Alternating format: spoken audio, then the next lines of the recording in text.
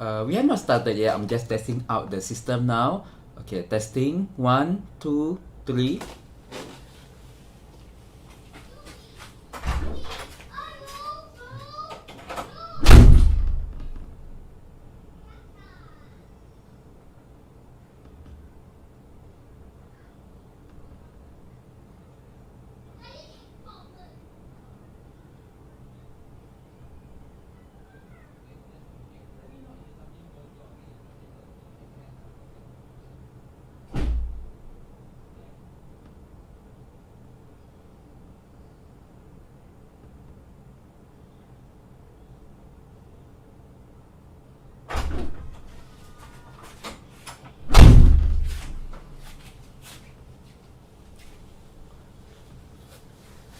Okay, we'll be starting like in 1 minute soon.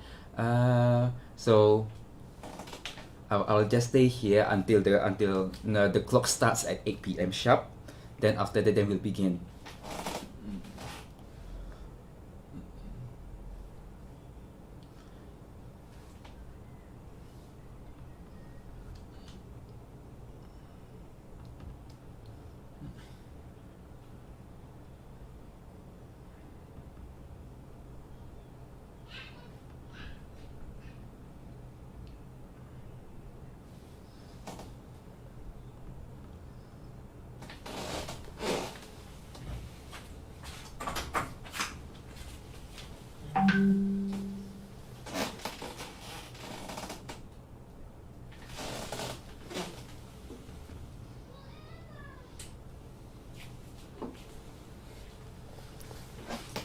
Alright, good night to everyone who is tuning in to this live stream.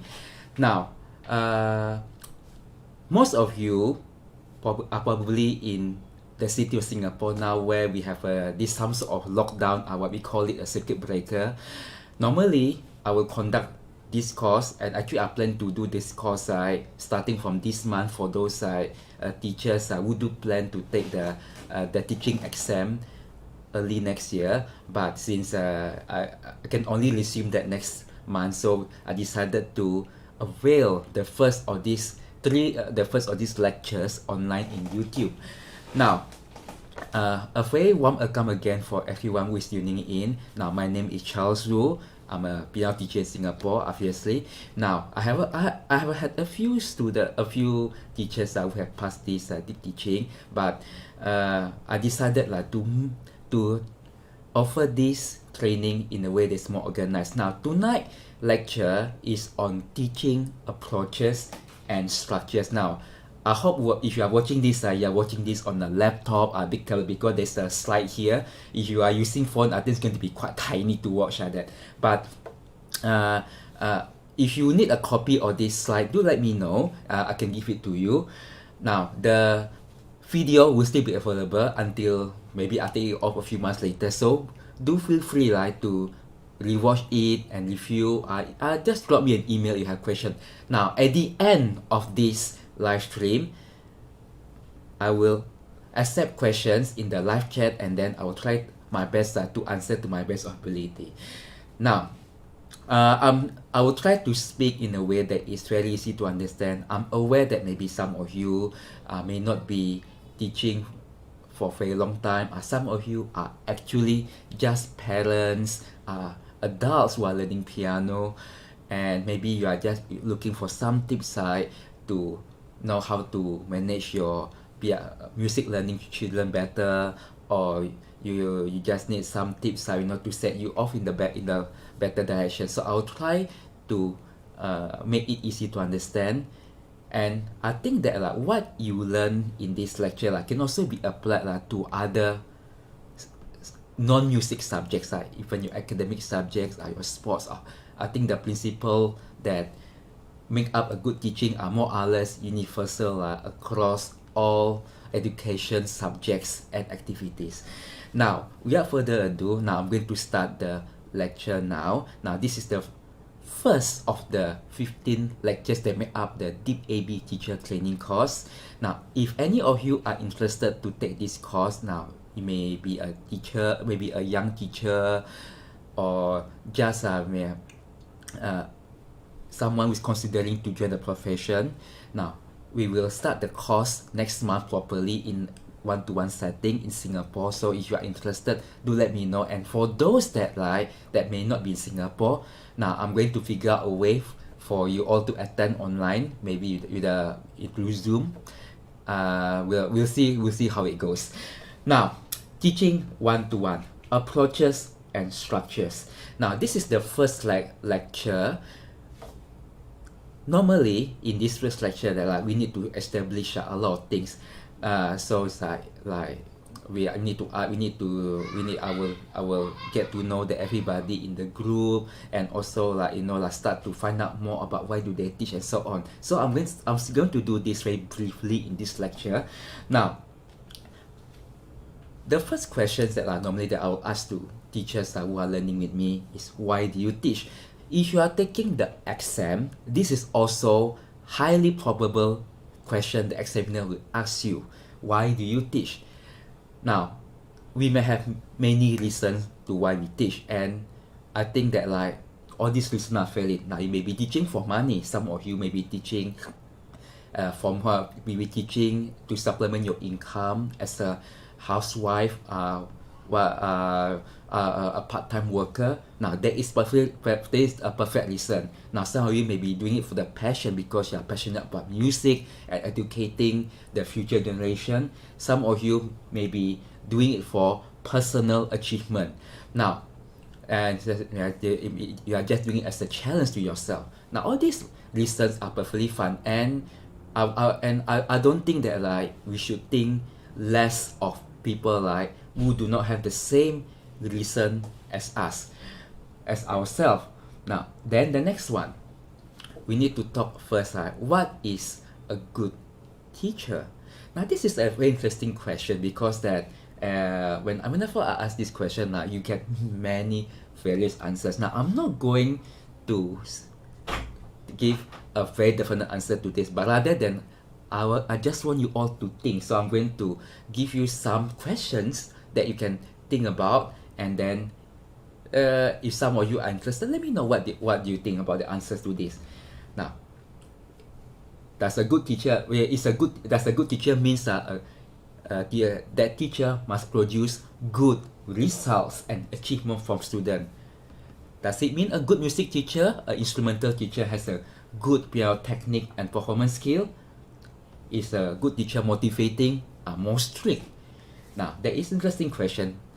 But let me just tell you what I think is a good teacher. This is how I'll answer the question. Let's say that, if another teacher asks me, an examiner in a teaching exam asks me this question, I'll answer it in this way.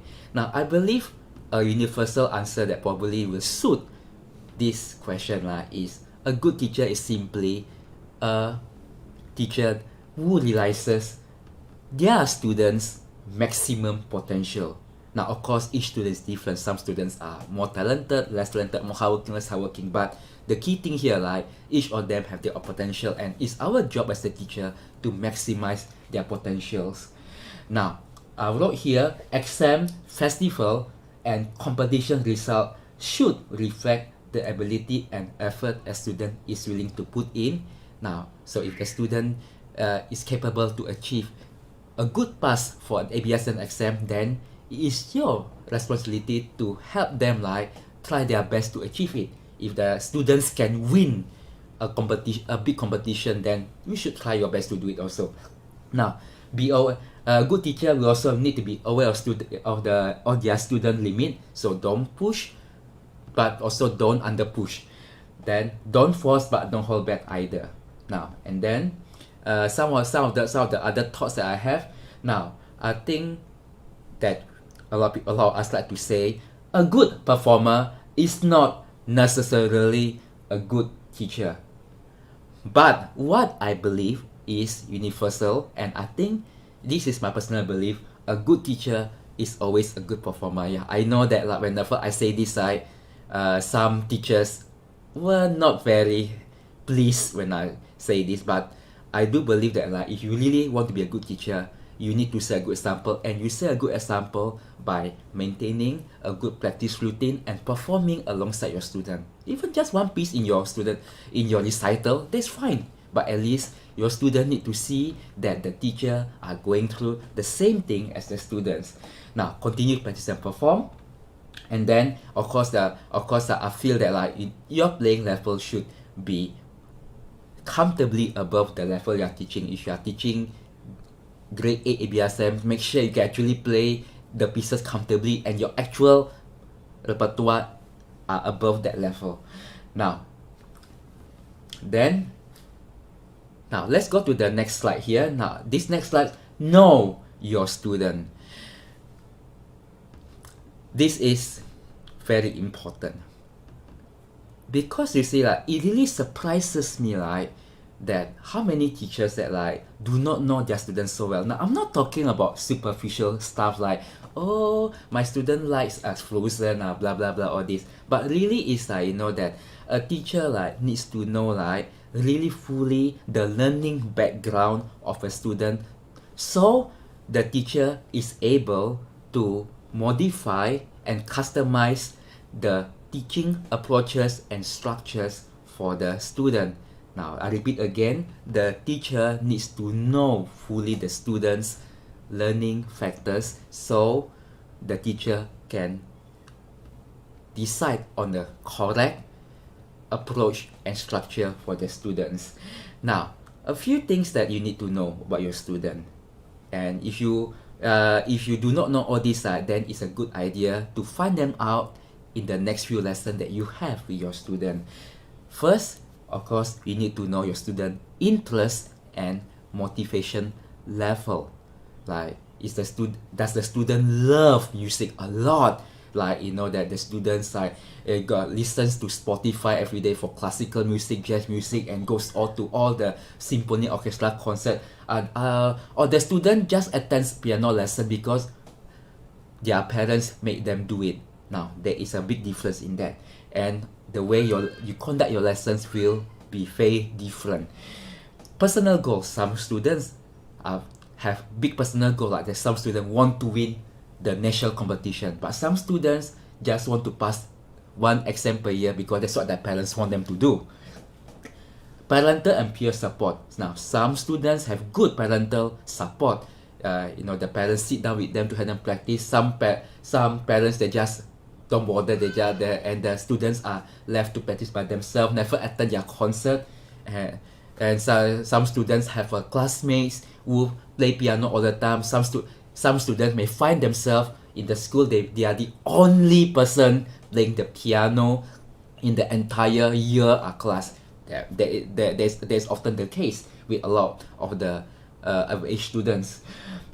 Then you also need to know, of course, the level of athletic and musical ability. How good is your student hand-eye coordination? How good is the sensitivity to music for all of that? Now, and then, of course, you know that some of you may know, if you have taken some teachers training, the learning style, the visual, oral, verbal, physical, logical, social, and solitary. I'm not going to explain to them in detail, but you can read up about them themselves. Now, and also, you also need to know if your student have some learning disabilities. Now, it's getting more common. Now we are in the modern era, and we are a lot more aware of all this learning disability, and we need to make sure that, like, if our students do have them like that, we need to be aware and change our lesson accordingly to suit that. Now, so does your student have ADHD, dyslexia, hyperactiveness? So, lastly, practice time. Now, of course, some students have more practice time, some students have less practice time. Some students may have very good instrument, like 7 years old have a Starway and Sons piano, but some may only have a beat up digital piano. Now, the last point that I put here, standard outlier. Now, all these factors above combine together, and then after that you need to decide whether is your student a standard student or an outlier student. Now, what it means is, you know, that now a standard student, that means that, like, that the students learns like a typical student. So like you know that so your methods should work. Your preferred teaching method should work on the most of these standard students. Then you just adjust accordingly if some students are stronger, some are weaker. Now, but some students may be an outlier. Now, this lecture does not deal with the teaching method for outlier. Now, what is an outlying student now? An outlying student may be someone who is a musical prodigy. Some 7 years, like Mozart, listen to a piece one time and can play on the piano immediately.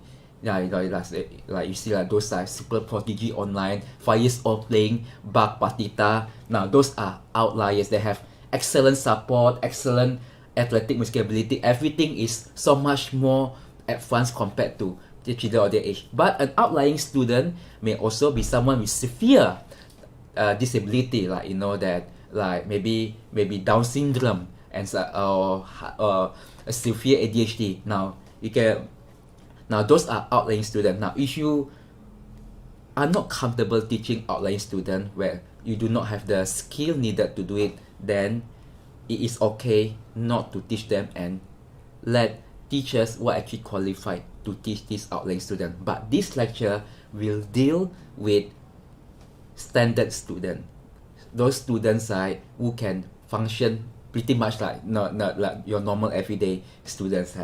Now, for next let's go this. Okay, so I'm navigating these slides with my phone, so it may be a little bit challenging. Okay, give me a second. Okay, now let's go to the first important slide in the very first important slide in this lecture. Now, after talking about what is a good teacher and knowing a student, now let's talk about what kind of teaching approach should we adopt. Now, in this slide, I define two main teaching approaches: friendly and serious. Now, some teachers may call it motivating and strict, but I like to call it friendly and serious because a friendly teacher may be strict, but a serious teacher may be motivating also. So I don't like to use the word motivating and strict.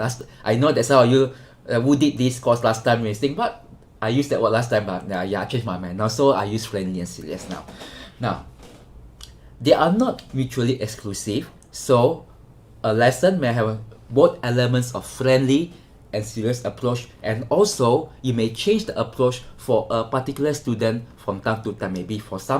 Maybe now the student, you may decide to be more friendly in your approach, and then nearer towards the exam you may be more serious in the approach. Now you can do that. You don't have to use the same approach all the time with the student, and of course that will depend mostly on the student's motivation level and the learning context. Now let's go to the next slide. So okay, slide 8. So the friendly approach. Now, I know that for those teachers and parents in Western country, they like to prefer the friendly approach. I know they like to say that they like to think that that a lot of the Asian teachers like me, we tend to be a little bit more authoritarian, but actually it's not very true. But let me explain to you what I do mean by friendly approach. Now, it is an approach that is, I find that, as the name implies, is more friendlier, and it is suitable for students with lower motivation and interest level. Now, some nice way to say it, maybe for those students who are more leisurely. Now, for this approach, of course, that you know that you will need to lower your expectation, and then you must be willing to overlook weakness. Now, let me be clear. This does not mean that you lie to your students. So it's if let's say that the student has a bad rhythm, you don't say, wow, fantastic, your rhythm is good. But it just means that we sometimes are willing to overlook a certain weakness. Now let me show you what I mean. I will role play a situation, let's say in a lesson with a more friendly approach. Now let's say that I just play this. Maybe this is one of the famous minuet. Let's say a typical student, maybe a young 8 years old, not so that comes for lesson because the mother made him do it, and not very interested yet, but maybe starting to warm up to the idea of learning piano, and he's playing this minuet and he played this way.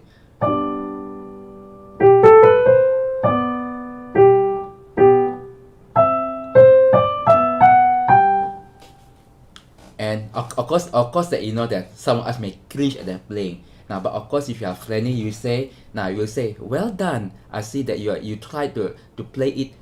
You try to play those 4 bars well. But now let's take a look now at some of the rhythm. I think can be tighter. Now I know there's some wrong notes, but you can see here like that I decided to focus on the rhythm first, and then I'm willing to overlook the wrong notes like that. Now that is in the friendly approach, and you can see here like that I use more encouraging word. Now you use the word well done. You praise the effort more. You also make a lot more small talks. Like you can often like with students like this that I may spend like up to 5 to 10 minutes of the lesson just generally like talking to them. Maybe I find out like what the had they done in school. You can ask them things like, oh, that how did your school exam go? That do you enjoy the latest movie from Disney? Now it's okay, you can make a small talk like that. In fact, that like some of them may be happy because of course their family, they may have someone they can just talk to, but be very careful. That remember that we are still their teachers, so that you need to keep the relationship professional. You can be maybe just that friend for that half an hour to 1 hour, but beyond lesson time, I don't think we should talk about this outside lesson. Yeah, so but within lesson time, you can make small talks like that, and be encouraging. That always like speak in a positive way. Always say well done, praise the effort. And if let's say the student may not practice, right, then don't berate the student. Just say that I understand that that this week might have been tough for you. Now I wish that you could have practiced more, but let's just see what we can improve this week. Now I think that's a good example of how we use the friendly approach. Now in a friendly approach, we can also use more fun activities and materials. Now let me explain what I mean by this. Now of course you see we have a lot of materials now available for us in around the world with the Amazon and Sheet Music Plus. So books are easily available like all around the world. So it's not like we are not limited to what our local bookstore carry nowadays. Now in a friendly approach, we can use materials that they are more colorful, more accessible. Now let me just take some books for example. Now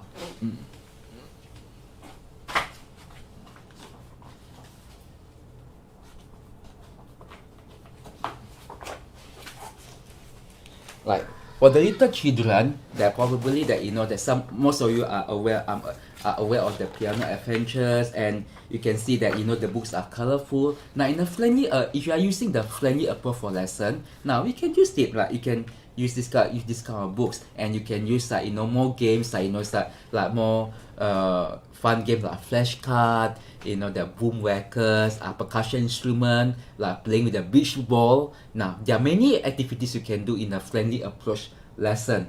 Now so that is a good way to keep the lesson fun and interested. Now this approach obviously that does not produce the best playing result like that. So it can be used if you are planning to if you are using this approach, I do suggest that you do mix up a little bit more the serious approach. Now let me go to the next slide and we talk about it. The serious approach. Now this is suitable for students with high motivation level and clear personal goal. Now let's say that your students now are taking more interest in music now. Then students say, oh, maybe I would like to join a recital, a festival. I want to take an ABSN exam. Now let me be clear. Let me be clear now. I would prefer students to actually want to take the exam themselves. Now I know that in Asia that everybody loves to take exam, ABRSM, Trinity, and LCM. And this is really a paradox because without the exam, like, a lot of students won't be learning. But at the same time that, like, the exam should not be the end goal. It should be just be a way to validate your current technical and musical level. But I do believe that, like, for music, unlike your academic school, it should be voluntary. That means that, like, the student eventually must want to do it rather than their parents, like, want them to do it. Now, so if the student say, okay, I think I'm ready, I want to prove that, to myself that I can attempt the grade 5 ABRSM exam, then you can do more serious approach like that. So I don't like common serious approach with normally with the beginning student. Normally, if you are taking young children, are teenagers, maybe good idea if you settle them in first using the friendly approach for at least a couple of months, unless the student is extremely motivated from the start. But let's talk about the serious approach. Now, it is suitable for students with high motivation level and clear personal goal. Now, of course, with the serious approach, you have high expectation in the playing and the discipline level. So you expect the student to put in the required practice time. You expect the student to play well and able to solve a lot of problems by themselves. So you know that so if you want the student to get merit, distinction, at least play really well, silver or gold for medals, then yes, you need to do serious approach. Now, be honest with your criticism, but never demeaning. Now, in the serious approach, you can use more honest and serious language. So you can use more direct criticism, like say, now, your rhythm at this bar is not correct. You are playing semiquavers instead of triplets, for example. It's perfectly fine because you are just stating the fact. But never ever be demeaning. So you say here, you can say, I wish you could have practiced more because this standard is not good enough to get distinction for your exam. But you should never say you are worthless. Why do I have students like you? Now, that is a big no-no. Physical abuse, of course, is a big no-no. I know that there are some teachers probably in China are still doing it, and some of the other teachers in Singapore might still be doing it. But physical abuse, emotional abuse are big no-no. If you are serious, now you can be brutally honest, and I have been brutally honest to some point that some students are actually crying the lesson, but I was never demeaning. I just say honestly because that it is better for them to hear it directly from your mouth that say that yes, my standard is not good enough, rather than they attempt an exam, a performance, and then they got sorely disappointed by by unrealistic expectation. Now, you can use more serious and more demanding activities and materials. So you can straight away jump into the more serious one. Like example that that if you are for serious student I may use this book by Piano Works by Alan Bullock. You see it's not pictures, it's only text and black and white. Now this is good for students that are serious because they think, wow, my teacher is taking me so seriously. He or she really wants me to learn and improve very fast. So that is one thing. That's one thing. Now, serious approach. Now I am actually, to be honest, I'm 90% serious in my lesson. Now because that most of my students are they are quite serious, but I do have some element of friendliness. But some of you may have 50% friendliness, some may you have 50% seriousness. Now, so make sure you know your student, like just now what are listed in the slide earlier, and then you decide whether you want to be friendly with this student or do you want to be serious with this student.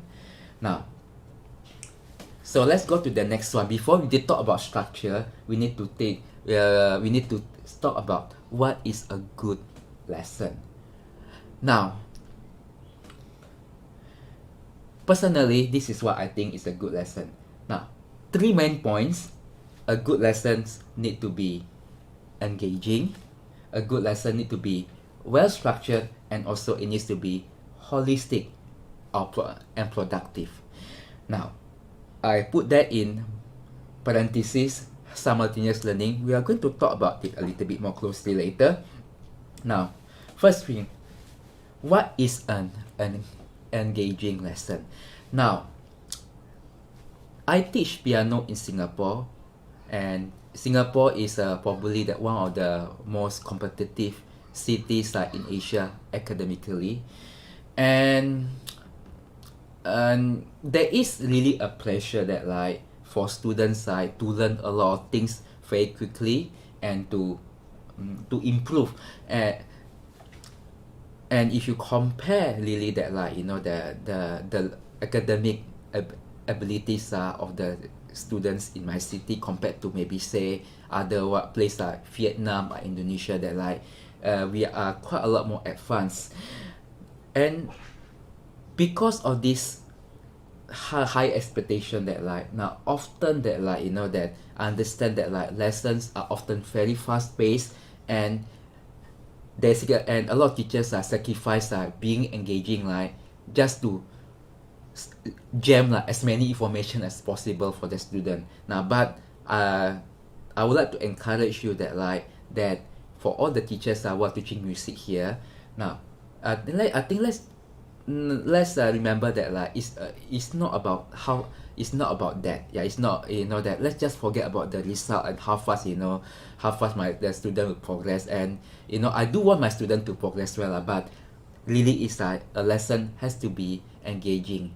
Now, first, two-way communication. Now you can see here below the first point I wrote, two-way communication. Now this is very important because I understand that for a lot of Asians like us, what we think, our image of a teacher, especially for the older generation, often for piano lesson, is a teacher sitting beside the student and then ordering and barking student. Repeat again. Now that's not right. Can you do it? Now that's wrong. That's a wrong note. Now it is a very much one way the student side needs to keep quiet and is not allowed to provide any feedback, and the student just does what the teacher asked to do. Now, I mean, in the academic school, it's like that. In a school with in a class of 20 students, the students have to keep quiet and while the teacher is talking, and they are not allowed to. And often there are no timeline to answer to let the students discuss and ask question. But for music lesson, we need to do that. Now, especially those of you who are taking the exam, the ABSM exam. Now, remember, ABSM is a Western exam, and UK and USI,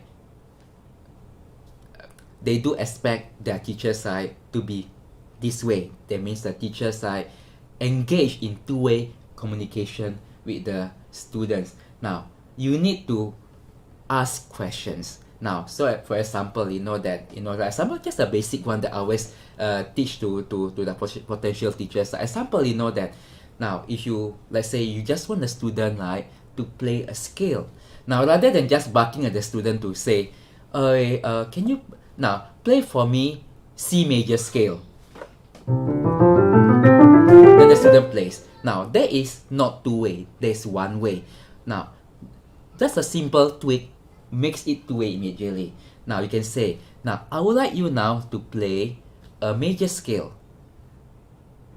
Then after that, then you can ask the question, now can I ask you what major scale has no sharp and flat in the key signature? And then the student will answer back, oh, I know, is it C major? Then you say, yes, that is correct. And then now, can you play that for me? Now that already makes it two-way. Now this needs to be done throughout the entire lesson. So let's say a student plays a wrong note. Let's say, it's a wrong note. Then you don't say, now of course that we'll be tempted, that's a wrong note. You played A. Now, but rather than doing that, you can say now, there are a couple of notes that are not exactly right there. Now, so then after that you can do the example. Now I'm going to play for you the correct one. And then this is what you play.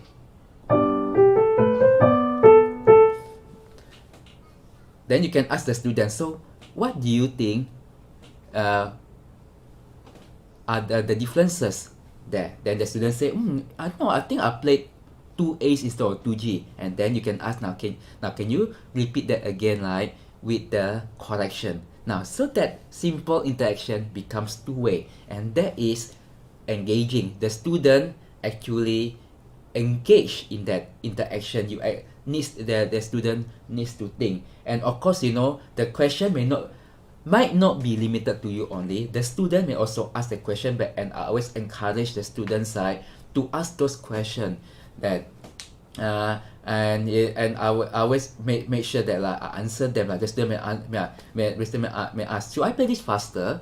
Then I can say, yes, you should try to play it faster. Now I think that's good. When the students start to ask questions, then the lesson becomes very dynamic, and that's what we really want to see in a music lesson. It's not just that one teacher sit beside and telling the student what to do. Then the teacher becomes a marionette. The teacher is just like pulling the strings, like moving the hand and the legs. So sometimes we wonder that, like whenever we see a student playing very well in Singapore or in Hong Kong or in China, that sometimes we do wonder that does the student is a fully developed musician with their own independent mind, or the student are just regurgitating what the teacher had taught them. And unfortunately, that sometimes too often the student is just a puppet of the teacher. And I have to be frank, it is very much possible for your students to play extremely well, yet the student did not provide a single input by themselves. So you actually just feed the student everything. So you need to no spoon feeding, but you do need to provide also clear instructions. Now, what is a clear instruction? Now this is strangely that a lot of teachers are not very sure how to do it, and that often result in often a lot of wasted effort in lesson. What we mean by clear instructions. Now, when you give an instruction to a student, don't just say things like, now can you play that again? Now repeat again. Now that is not clear. Now we do need to be very clear in the way we do the example. Now, can I ask you now to play bar 1 to 4 or that piece again, but this time around I would like you to play it slightly slower, paying close attention that you don't hit those A's again in the repeat. Now you can see here you are giving instruction which bar to play, how and what to correct. Now that is very important. Then after that, of course, the age and the language needs to be age and level appropriate. If you talk to a child, you need to use a lot more analogies, and you need to tell stories that they understand. You don't try to talk about you don't try to talk about the latest Hollywood movie to a 7 years old. The child probably won't understand what you are talking about. And then you need to empathize. Empathize, just now we talked about the friendly and serious approach. Now empathize means that of course broadly speaking, that means you put yourself in the student's shoe. Now it is very important that to empathize, because our students lead separate life from us. We don't live with our student, and our student may have their own challenges in school, in their family, and often that like that they may not be able like to immediately like accomplish like what we want them to do, and so that we need to be careful. So it's like always like use language like that now I know that this is hard to do, but I would like you to try your best. Then after and so on like that. So always that like always that make sure that like you don't demean the student.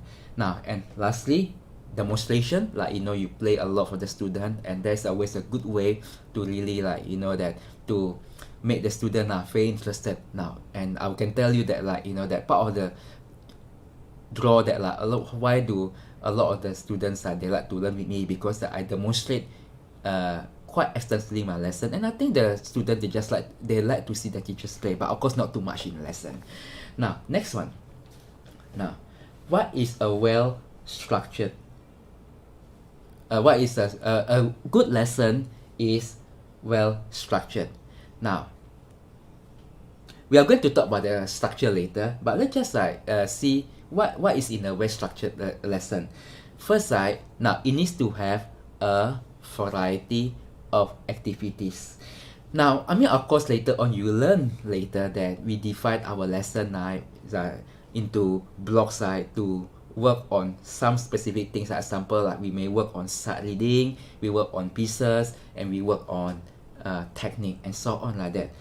Now but you need to have a variety of activities at your disposal to keep the lesson fresh and well structured and fresh. Now for example, let's say when you teach sight reading, you don't just do the same thing every single week. Like every single week the student knows you are going to do this, or you are going to use the exact same book, you are going to do the same thing, the same thing for 10 minutes.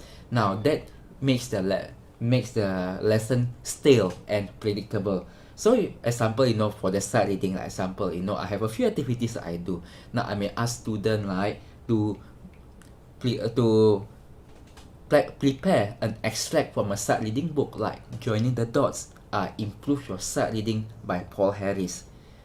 I might ask the student to do a rhythm tapping app on my iPad. I may ask the student to compose some little tunes using a rhythm worksheet that I gave to them. I may ask the student to sight read a duet with me. Now you can see that like there are actually a lot of things you can do even within one specific section for the sight reading. Now for the technique example, you can in 1 week you might go through scales, another week you might go through the technical studies, and so on like that. There are so many things you can vary with that. Now and each section needs to have the appropriate duration. Now you need to be very careful, because that you need, of course, you need to adjust the duration according to the student need and the student the student context. Example, like that if the student is doing if a student is preparing for an exam, now you may need to allocate specific time for more exam. Example, a student is doing a recital next week, then the entire lesson may just be focused on pieces, and so on. Now that's why I wrote there, you need to be consistent.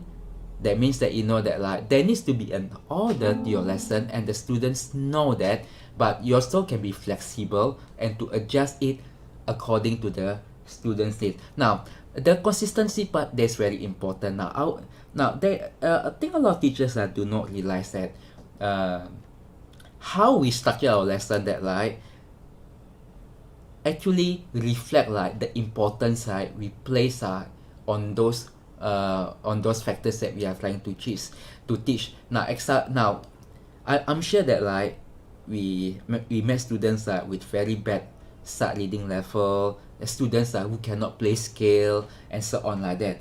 Now and then when you assess them, you find out the reason why. Then most of the time the teacher they will tell you the teacher only went through all this stuff like nearer towards the exam, and on the normal lessons outside the exam, preparation time, they did not go through all this, and so they did not practice all this. Now, if you structure your lesson, like example, you include sight reading every single week, almost every single week in your lesson, the student will understand, yes, sight reading is very important. My teacher is going to do that every single week, and therefore the student is far more likely to practice sight reading regularly at home.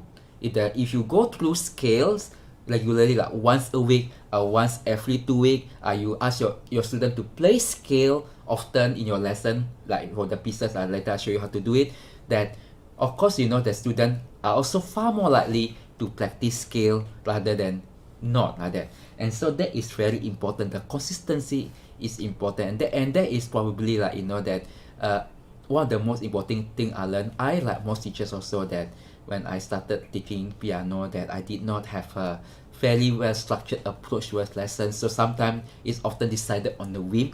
But nowadays, I try my best to always have a consistent structure, and I'm only change the structure if you know that if the needs arise. But nonetheless, that you can also have some variety. Like example, you know that like instead of starting with sight reading each lesson, you can sometimes start with pieces, and I think it's good also just to keep the lesson fresh. Now, next one. A good lesson is also holistic. What is a holistic lesson? Now, broadly speaking, that means that you the lesson develop student skills equally. Now, as I said earlier on, I think that a lot of students not only Singapore, also all around the world, often end up just like what we call the 3 pieces a year pianist. So they only know how to play 3 pieces, and then some scale, then after that that's all, and then nothing else like that. Now, I think it is very sad that I have student I have probably in my almost I think now 11 years of teaching, I have 11 or 12 students passing grade 8 and a few more doing diplomas. Now, I am not able to say that I have encountered a single grade 8 student who passed under me that was really truly well-rounded in everything they did. Now, I mean, of course, that I had to work under some very difficult constraint, because the some of them that have parents that wanted them to pass within a certain year or timing, and you know that I often had to compromise on that. But I try my best now to provide this more holistic lesson, because I think really is our goal as a teacher is to at the end of the day, our students need to become independent of us. So we, in the end, by the time they reach a grade 8 diploma, we are just a mere consultants to their learning journey. If they can't even learn a simple piece by themselves well enough, and they always depend on the teacher, then I think we have failed as that like that. Now, so just give it some thought. Now, you need to have clear short-term and long-term goals. So you need to make sure that that you set the appropriate goal to the student, example, that the student need to be able to play this certain repertoire by this time. The student need to improve the studying level to this level by this time, and so on. Then now I wrote here simultaneous learning by Paul Harris.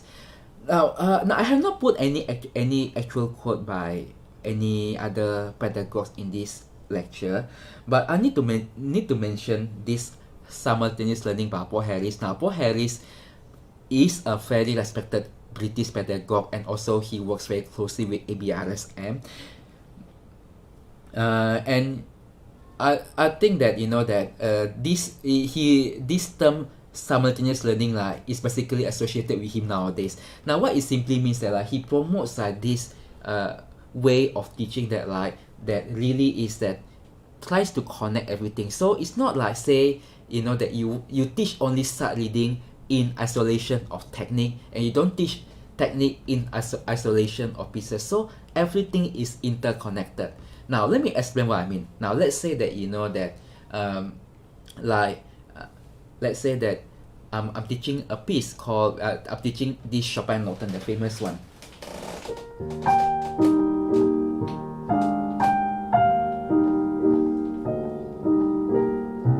And so on. Now, so you see here, like now when I'm teaching this piece, I don't just I don't just teach that piece. I may actually link it to other section. Like example that that I may ask the student, okay, now let's try now. We just try to sight read the next two bars of this piece from where you left off. Now that is sight reading. Now you may ask the student. Now I see that now there is a key change in that bar. Now can you tell me what key is it, and then can you play the scale for me? I see. Now you're asking a student to play scale when you're going through a piece. Of course you can do it. Just because you are going through a piece does not mean we should not play scale at all. Now that is simultaneous learning. Now you may ask the student to clap the rhythm for the left hand, for example. Now that is oral training. So that is what we call simultaneous learning. Now you know that if this is in the actual course, that I will actually do this with the teachers in the tutorial session, but you can read the book, and it's a very good book, and I think it is a compulsory reading for anybody anybody remotely interested to teach music well. And of course, as I mentioned earlier on in the earlier slide, you need to have age and level appropriate materials. Now next one. Okay, so we are actually only 4 more slides to the end, and I think we're probably going to end the lecture in probably another 15 minutes, and after that then we'll do a Q&A session. Now the first lesson. Now this is a very important one, because that the first lesson often determines whether the students would continue to learn with you. And it's also a very popular question with examiners for the DipAB teaching exam. Now they will ask you what do you normally teach? How do you conduct your first lesson with a student? Maybe a transfer, maybe a beginner. Now of course you see here, before we go to the actual structure, you need to see whether is the student a beginner, transfer student. Now the goal is, of course, the main goal is to assess the student motivation and ability level, and to establish a good chemistry between you and your student. And of course you also need, that some of us also use this to determine if the student is suitable to learn with us. Now for the first lesson, for the first lesson, that I won't encourage teachers to really to immediately go into their typical lesson routine structure. Rather that the first lesson should be more or less a bit more free flow, a little bit more free flow, because that sometimes it may be hard to get the response out from the student. Now the only exception that where you can actually conduct first lesson as your typical lesson, that when the student specifically wants you to go through what you normally go through your other student in lesson, so that the student is already very mature and very motivated, and you want to immediately get started and learn things, then you can do your normal lesson. But generally, for the first lesson, some of the activities that you want to go through. Now of course, icebreaker. Now this is very icebreaker. You want to introduce yourself, you want to find out more about student, where did they study, where did they stay just make some small talks. And then you find out more about their previous teacher, if they were transfer. Find out if they have taken some music lessons in their school. Now that some school have provided some basic music lesson for them, and just to generally to find out how much they have done how much background in music they have overall. But then after that then most of the time we will start with the basic things like the posture, like we teach students how to sit and how to sit and place hands on keyboard. Now be very careful that some students may be a little bit more reluctant with this, but generally that I think it's a good thing to do, because that right from the start that you want to start to establish that you want to find out whether the students can take instruction and sit still. Now there's something very important, because if especially for young children, if they cannot sit still and take instruction, that it may not be a good time for them to start lesson. At that point of time, they may need to wait for perhaps a few more months, a couple more years. Then after that, you can try to teach a piece, and most teachers do recommend to teach a piece that's very simple, that can be taught by rote, for complete beginners, like simple one, that example, like Twinkle Little Star. Now that is easy to teach by rote. Now so at least that you can assess, and they can finally have some things that some little tunes coming out of the piano, and then they feel happy that they actually learn to play a piece. Now for students who have had lesson before, now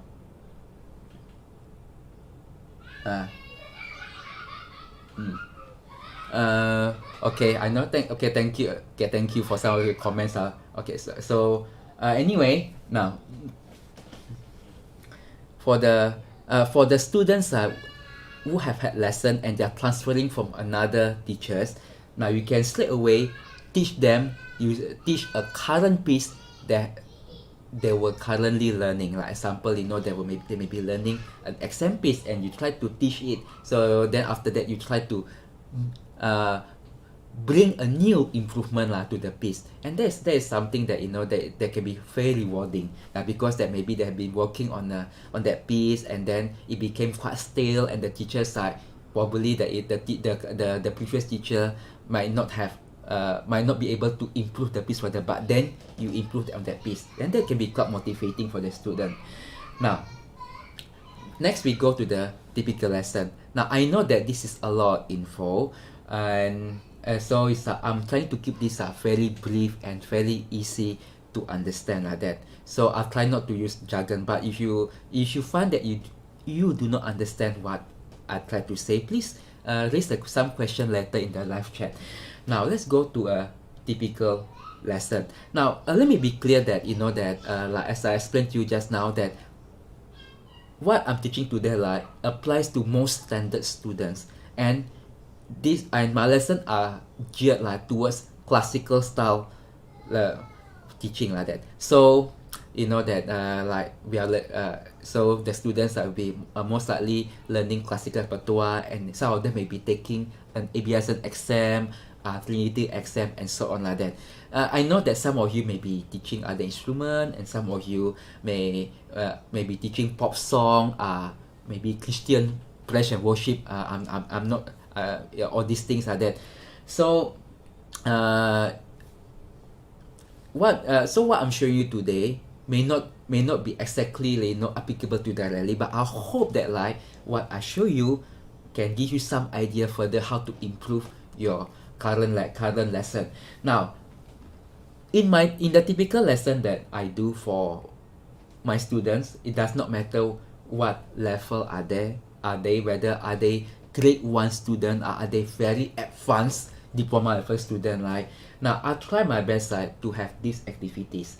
Now so first now this is my opinion, some of you may disagree with me, but I think it's a good idea that to have starting point, and then you modify it along the way. But this is what I go through, and this is so far what work for my students. Now first I always have a dedicated sight reading component in my lesson.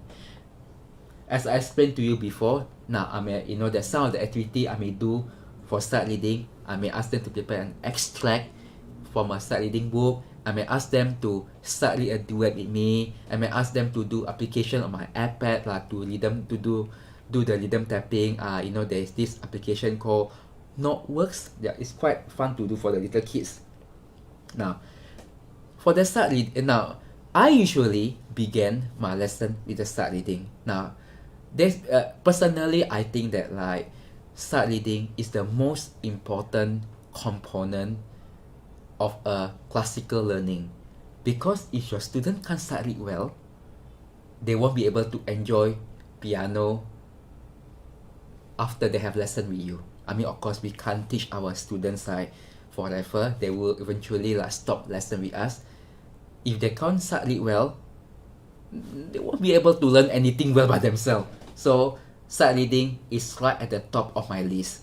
So I go through them often at the start of my lesson, and I go through them regularly because I want them to understand that is important. And I'm happy to say that like most of my students I do have a decent start reading skill. Even those that they came to me without the decent start reading skill, within like 1 or 2 years they improved significantly, and learning piano became so much more enjoyable when the start reading level was strong, and also that your job as a teacher get a lot easier because you don't have to teach note micromanage them all the time. So if you are not going to start reading in your lesson regularly, your student, please do. I think it is indispensable. It makes your life a lot more sane.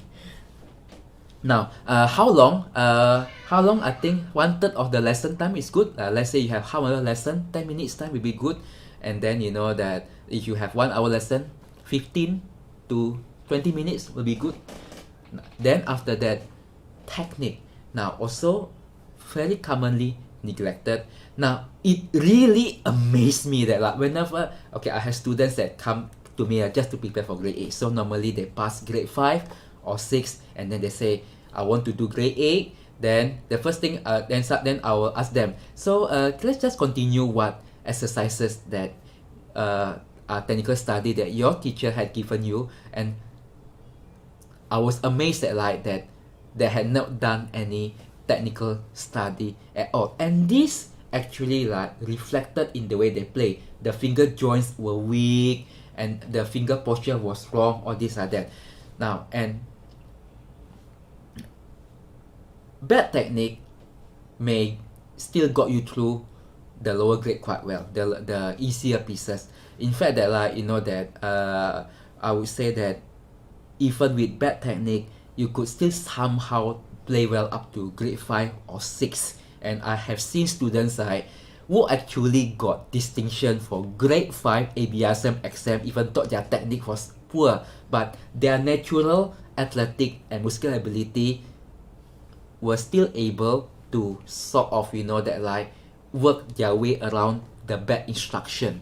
But beyond that, grade 8 and diploma, I don't think you can get away with no technical training. Yeah, so you need to go through technique regularly. Now, what are some of the things? Of course, you can go through pure finger exercises, like Hannen are pure finger exercises. Now, but of course, you don't just ask them to play. You need to use the exercise as a launching point to teach one particular technique, movement, posture. So you don't just teach it blindly. Now, of course, I'm going to talk about this in a lot more detail, in the lecture 2 Fridays from now on the 29th.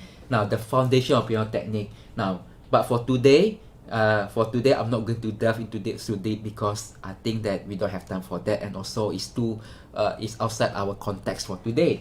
But generally, that exercises, etude, scale, and arpeggio need to be a constant fixture in your lesson. And if you profile teachers whose students regularly do well for exams and competitions and performances, you will find that that there is obsession with technique with the teachers. Now, I think that is important. So I'm not saying that that I'm not saying that that you need to be very particular, but always that like make sure that like that you are continuously like seeking to improve your student technique, so they can play better and they can learn with ease. Very important, especially some students tend to give up when they find that learning a new piece becomes very laborious, and they keep practicing but they cannot achieve what they want. Now, how long for technique? Same also like the sight reading, one third or the one third or so. Let's say in a half-hour lesson, another 10 minutes. Now, then finally we go through the pieces. Now, of course, now for pieces that now you may be asking, wait a minute, if I go through sight reading and technique, then I may be left like with only one third or half of the lesson time. Is that enough to go through everything the student has to present to me? Okay, first thing, you don't have to go through every single pieces every lesson. Now, I think that a lot of teachers are often thought that like, oh, my students are learning 5 pieces, 3 exam pieces, so therefore I have to go through 3 exam pieces all the time. Now, you don't have to. Now, you need to plan your lesson, and you just have to decide what to work on for that lesson. Let's say for this week, you just want to work on the student side Mozart sonata, the movement of the Mozart sonata the student is working on. So, and then the other pieces, you can just ask the student, can you just play through the other pieces for me? So I just want to hear whether what you've been doing with them. But you decide to work specifically only on 1 or 2 section from a piece, from 1 or 2 pieces. So that is very important. We need to be very economical and specific when we teach pieces. Now, so sight reading, technique, and pieces. Now, some of you may be wondering, there's one thing that's missing. I know that some of you, they ask me this question, so how about theory? I see. Now, okay, I decided not to go to theory now because that that is actually outside the scope of this course and the exam. Now, if you are doing the DipAB teaching, like, you are not expected to teach theory because the exam focuses on your ability to conduct one-to-one lessons. So it's purely on your ability to conduct practical lesson. Now, theory instruction is not expected. Now, yes, we do have to teach basic theory to student, and we need to link it with the way our student learn the piece. But I believe that like the best solution is to have separate theory session. You can ask the student to extend, maybe to have additional 10 minutes or 15 minutes to do theory, sitting down doing the workbook, or you could ask a colleague just send the student for some other centers to learn the theory. Now, that is my opinion like that. Yeah, so this lecture does not cover the theory work. But if you are stuck with this and understand that some of you have to teach theory also in your lesson, so I guess that if that is the case, you could divide it this way. Now, for those who have to teach theory in your lesson, now I would suggest you still keep one third for sight reading, but you alternate on different weeks. So let's say this week you go through sight reading, another week you go through technique, but that one third you go through sight reading technique, and then one third you go through pieces, and then one third you go through theory. Now, that's what I suggest for teacher side who have to work with that constraint. Now, I know that some of you who work in music school have to do that. Now, if you have to do that, I suggest that way. Now, that is actually the end of the slide. Now, some reflection, some questions you can ask yourself. Do you think you are a good teacher? Now, this is a question that we have to always ask ourselves, because I know that there are teachers that whom I have met that they thought, oh, I have taught for 20-30 years and I have students getting fantastic result, and then they thought that like there's nothing else to improve. Now I think that's a very dangerous. Now I myself had students who have achieved spectacular result. I mean, I think so you know what the some of the accomplishment of a student. I'm not going to say them in this lecture, but I always ask myself, how can I improve my teaching? How can I improve my approach? And those of you who have taken this lecture before, you have noticed that the slides were a little bit different because I modified some of it, because I always ask myself, can I improve my teaching? Now we can look back at some of the slide. Now if some of you need the slide, do let me know. I'll send it to you, and just go through those things that that I said earlier about what makes a good teacher. Now then, do you use different approaches with different students? Now this is of course important, because that now are we good?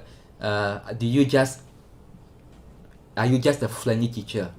Are you just a serious teacher? Now do you just use the one size fits all approach? Now if you are, maybe you should start thinking about how to be a little bit more interesting in the way you approach lesson. Now then, do you plan and structure your lesson? Now this is also another question that that a lot of us that probably that cannot say a definite yes to this. Now okay, so thank you for listening to this lecture. Now it's actually a bit shorter than the last time I conducted this because I try to be a bit more concise with this. Now so what I'm going to do now, I'm going to turn off the slide now, and I'm going to see if any of you have raised some questions in the live chat. Then I'll try to answer them.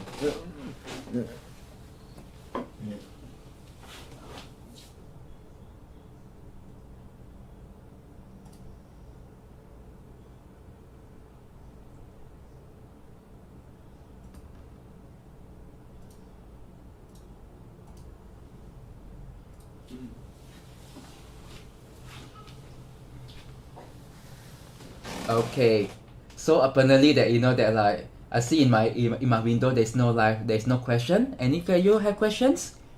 Now there is actually around 20-second lag between what I say here and the stream, so forgive me if I respond a bit slower.